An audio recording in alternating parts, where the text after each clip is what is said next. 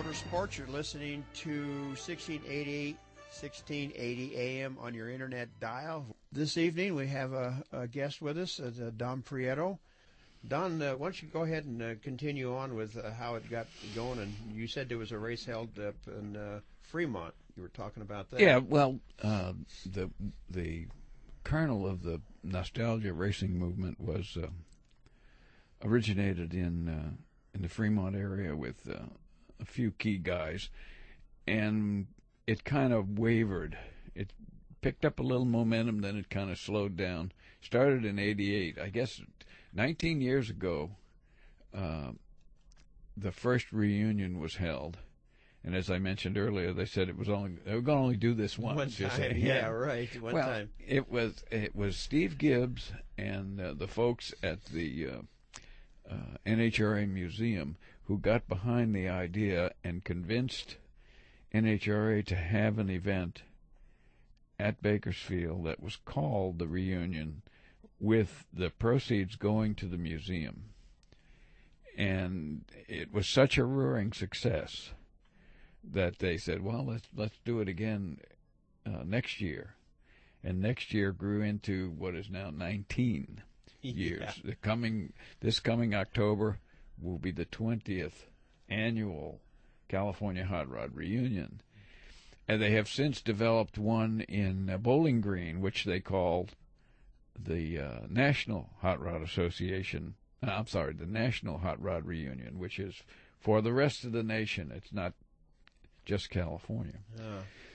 So the momentum that it has gained has brought fame to people who were a lot of has-beens in the drag racing business. I was going to say who the never-wases were. And a lot of the never-wases. Yeah, I know. But it has generated revenue for the museum, and the interest in the old cars has brought them out of the woodwork. That's what I wanted to talk to you about also, because I think that you're one of the true historians here. Your memory is unbelievable about some of these cars. And why don't you mention a few of these guys? Well, there were cars that stayed around, that never got dismantled or sold off or anything like that. That was Art Christman's Hustler, and like I say, Doug Robinson's car, and the Champion Speed Shop. Ted Sears' Lincoln-powered car was in his garage. Those kinds of cars stayed around. And when this motion started to take place regarding these old cars, people jumped in. Like your pal Nick and Danny Porsche redid the Howard Cam Rattler. Yes, very much so. And they brought them to Bakersfield, and we started them up and ran them on Nitro. And that was called a cackle, or a cackle fest.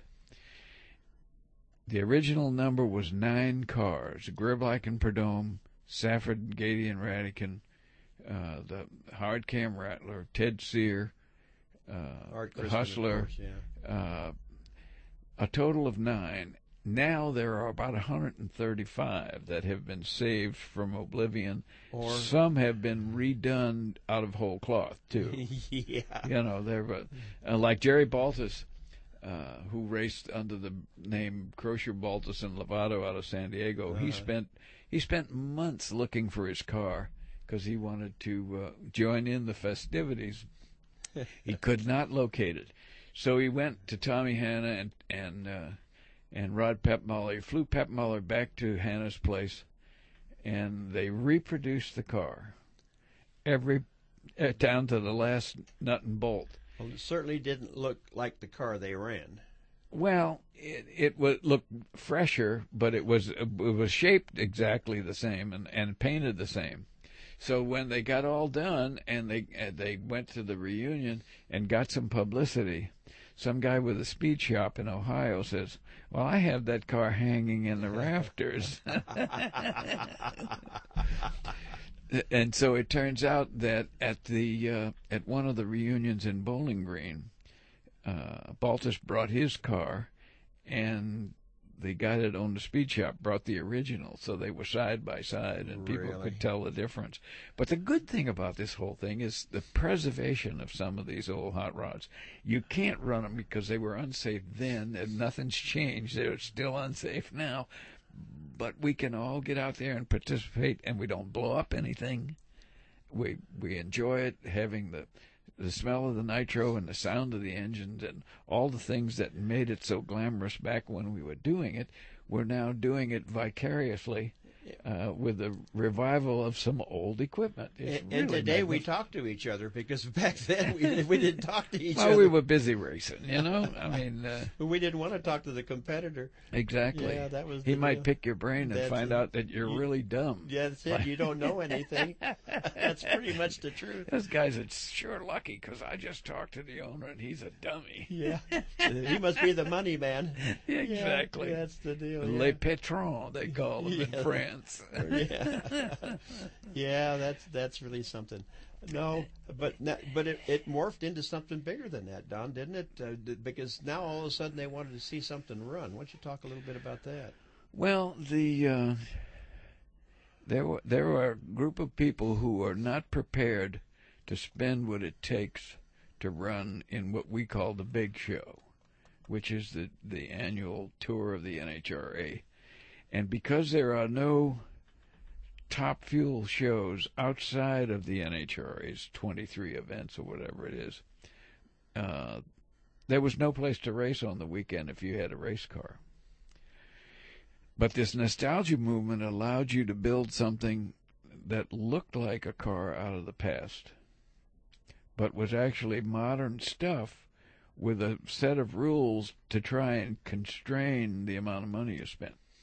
Yeah, right. And so guys like Brent Johansson and Brendan Murray and Jack Harris, right. And what's his name, Jimmy Murphy, they build drag racers and dragsters and funny cars that would compete on the nostalgia level. They just had to look like old cars, and they had to use the tire size from those years, and of course an old motor. You couldn't use a current top fuel motor because it would just be too expensive. But all of a sudden there are no more 392s around, so guess what happened, huh? Yep. Yeah, it began to morph into something a little bit more than that. It is called racing, and unfortunately ETs and miles per hour is what people identify in drag racing.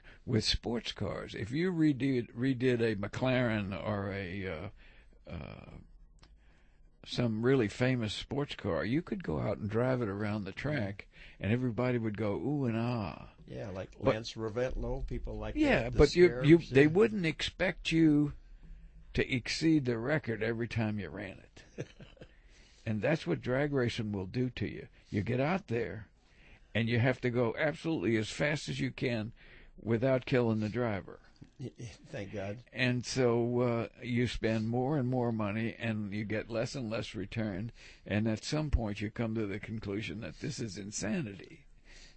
And insanity is best defined in drag racing as doing the same thing over and over and expecting a different outcome.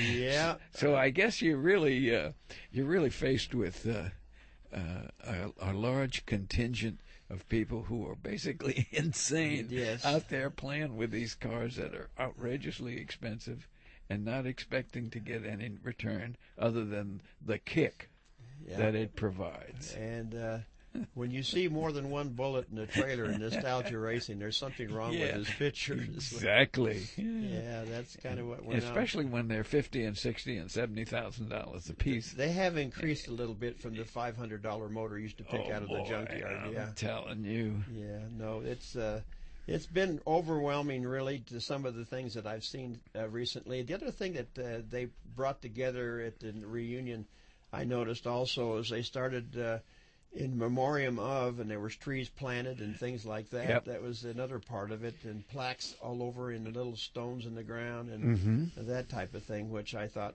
to me, was pretty good as far as history was concerned, because they are, like you said, it's memories is what we have left here with some of this stuff. And Bakersfield is the place to do it because it, like I say, 1959, when the first U.S. Fuel and Gas Championship was held, that kind of solidified that place as the place to be if you were a top fuel racer. That was it, right? And NHRA has taken over with their big show, but they're putting programs on for spectators.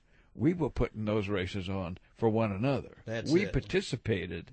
Now they're doing it for the spectator, and it's like everybody buys the same car and the same parts, and whoever's got the best sponsor wins the most money. That's pretty much what it's kind of silly, really. Well, let's